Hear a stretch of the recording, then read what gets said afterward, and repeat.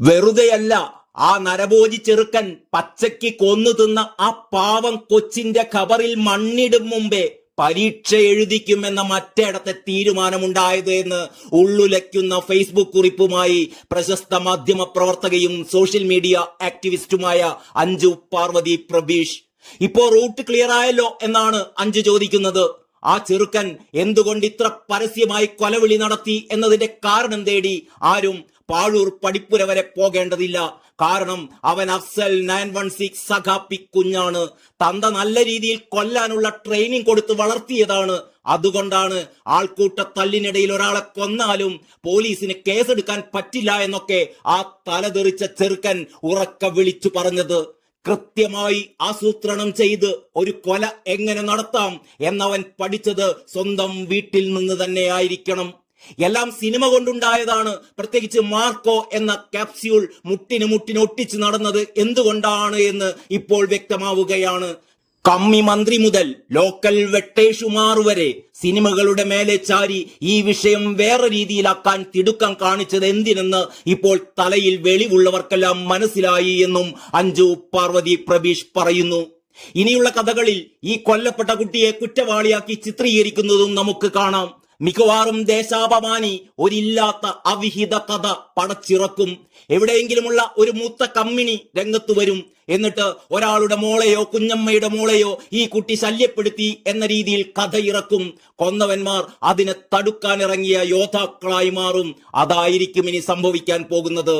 നീയൊക്കെ അവനെ എത്ര സംരക്ഷിച്ച് നിർത്തിയാലും, വിഹുവല കൗമാര ചാബല്യം എന്ന ഉന്നത കമ്മിണി ക്യാപ്സ്യൂളുകൾ ഇറക്കിയാലും കേരളത്തിലെ അമ്മമാരുടെ ശാപം മുഴുവൻ ആ തലതിരിഞ്ഞ കുട്ടിപ്പിശാചുകൾക്കു മേലെ പതിഞ്ഞിട്ടുണ്ട്.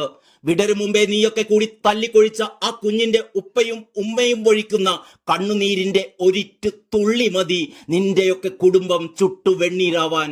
കാലം നിന്നെയൊന്നും വെറുതെ വിടില്ല കാപാലികരെ എന്ന ശാപവാക്കുകളോടെയാണ് അഞ്ജു പാർവതി പ്രബീഷ് ഈ കുറിപ്പ് അവസാനിപ്പിച്ചത്. നിരവധി കമന്റുകളാണ് ഈ പോസ്റ്റിന് താഴെ വന്ന് നിറയുന്നത് എങ്കിലും അവയിൽ പ്രസക്തമായ രണ്ടെണ്ണം പറഞ്ഞു പോകാതെ വയ്യ. അതിങ്ങനെയാണ്. മനു എഴുതിയിരിക്കുന്നു, പള്ളിപ്പറമ്പിലെ ഖബറിൽ മണ്ണിലലിയാൻ തുടങ്ങുന്ന ആ മോനും പരീക്ഷ എഴുതാനും പഠിക്കാനും ജീവിക്കാനുമൊക്കെ അവകാശമുണ്ടായിരുന്നു. അവനെ ഇല്ലാതാക്കിയ ആ ഹിംസ്ര ജന്തുക്കളെ പരീക്ഷ എഴുതാൻ അനുവദിക്കുകയാണെങ്കിൽ താമരശ്ശേരിക്കാരെ, നിങ്ങൾ പിന്നെ കേരളത്തിൽ വെറും ഉണ്ണാക്കന്മാരായി ഇനിയുള്ള കാലം അപമാനിക്കപ്പെടും തീർച്ച എന്നാണ് ശരത് കുമാർ എഴുതിയത്. കൂട്ടം കൂടി തല്ലിയാൽ കേസില്ലെന്ന് പറഞ്ഞപ്പോഴേ ഇതൊക്കെ മനസ്സിലായി എന്നാണ്. നിഷാത്തട്ടിയിൽ എന്ന സോഷ്യൽ മീഡിയ ഇൻഫ്ലുവൻസർ സാമൂഹ്യ മാധ്യമങ്ങളിൽ പങ്കുവച്ച ഒരു വീഡിയോയും ഇതിനോട് ചേർത്ത് വെച്ച് കാണേണ്ടതുണ്ട്. സഹപാഠിയെ കൊലപ്പെടുത്തിയ കുട്ടി ക്രിമിനലുകൾക്ക് പരീക്ഷ എഴുതാനുള്ള അവസരം നൽകിയവർ അവരുടെ പെൺമക്കളെ ഈ ക്രിമിനലുകൾക്ക് കെട്ടിച്ചു കൊടുത്ത് ചേർത്ത് പിടിക്കണമെന്നാണ്. ഇതിനേക്കാൾ അപ്പുറത്തേക്ക് മറ്റൊന്നും പറയാനില്ലല്ലോ. ഇനി നമുക്ക് ഷഹബാസിന്റെ ബാപ്പ മുഹമ്മദ് ഇക്ബാൽ കഴിഞ്ഞ ദിവസം ചാനലുകളിൽ പറഞ്ഞ കാര്യം കൂടി ഒന്ന് ഓർത്തെടുക്കാം. അതിങ്ങനെയായിരുന്നു. വളരെ വേദനാജനകമായ ഒരു കാര്യമാണ് എന്റെ കുടുംബത്തിൽ ഉണ്ടായത്. പേരൻസ് കൂടി കൂട്ടുനിന്നിട്ടാണ് ഇത് ചെയ്തത് എന്നറിയുമ്പോ ഞങ്ങൾക്ക് താങ്ങാൻ പറ്റുന്നില്ല. വീണ്ടും കേൾക്കുന്നത് അവർ പരീക്ഷ എഴുതാൻ ഈ സ്കൂളിലേക്ക് വീണ്ടും വരുന്നു എന്നതാണ്. അവിടെയുള്ള കുട്ടികളുടെ നിലപാട് അവർക്ക് പേടിയാണ്. കഴിഞ്ഞ വർഷം ഇതേ സ്കൂളിൽ നടന്ന സംഭവം വളരെ ചെറിയൊരു രീതിയിലായിരുന്നു. കോമ്പസ് കൊണ്ട് ഉപദ്രവിച്ചു, കല്ലെടുത്തടിച്ച് മൂക്കിൽ നിന്ന് രക്തം വന്നു. അന്നവർ സ്വാധീനം ചെലുത്തി അതെല്ലാം ഒതുക്കി തീർത്തു. കഴിഞ്ഞ വർഷം 9ാം ക്ലാസ്സിൽ പഠിച്ച അതേ വിദ്യാർത്ഥികൾ അവർ തന്നെയാണ് ഈ വർഷം അതേ കുറ്റകൃത്യം ചെയ്തത്. അന്ന് അത് ചെയ്തവർ ഇന്നെന്റെ മകന്റെ കൊലപാതകികളായി മാറി. അന്ന് ഇത് ഏറ്റെടുത്ത് ഈ വിഷയം അധികാരികളുടെ മുന്നിൽ എത്തിച്ച് തക്ക ശിക്ഷ കൊടുത്തിരുന്നുവെങ്കിൽ ഈ ഒരു സംഭവം ഉണ്ടാകില്ലായിരുന്നു. നീതിപീഠത്തിലും സർക്കാരിലും ഉറച്ച വിശ്വാസമുണ്ട്. കിട്ടാവുന്ന പരമാവധി ശിക്ഷ കുറ്റക്കാർക്ക് കിട്ടണം. എന്റെ കുടുംബത്തിന് ഇതൊരു തീരാമുറിവാണ്. നഷ്ടപ്പെട്ടത് എന്തായാലും തിരിച്ചു കിട്ടില്ല.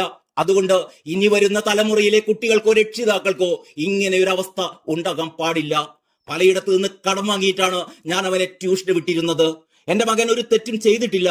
കാശോ പണമോ സ്വാധീനമോ ഒന്നും ഞങ്ങൾക്കില്ല. ഒരു പ്രശ്നത്തിലും ഇടപെടരുത്, വീട്ടിലിരുന്ന് പഠിക്കണമെന്നാണ് അവനോട് പറഞ്ഞിരുന്നത്. കൂലിവേല ചെയ്താണ് കാര്യങ്ങളെല്ലാം മുന്നോട്ട് കൊണ്ടുപോയിക്കൊണ്ടിരുന്നത്. എന്റെ ഭാര്യ മാനസികമായ ആകെ തകർന്ന അവസ്ഥയിലാണ്. നാളെ ഒരു രക്ഷിതാവിനും എന്റെ അവസ്ഥ ഉണ്ടാകരുത് എന്നേ എനിക്ക് പറയാനുള്ളൂ.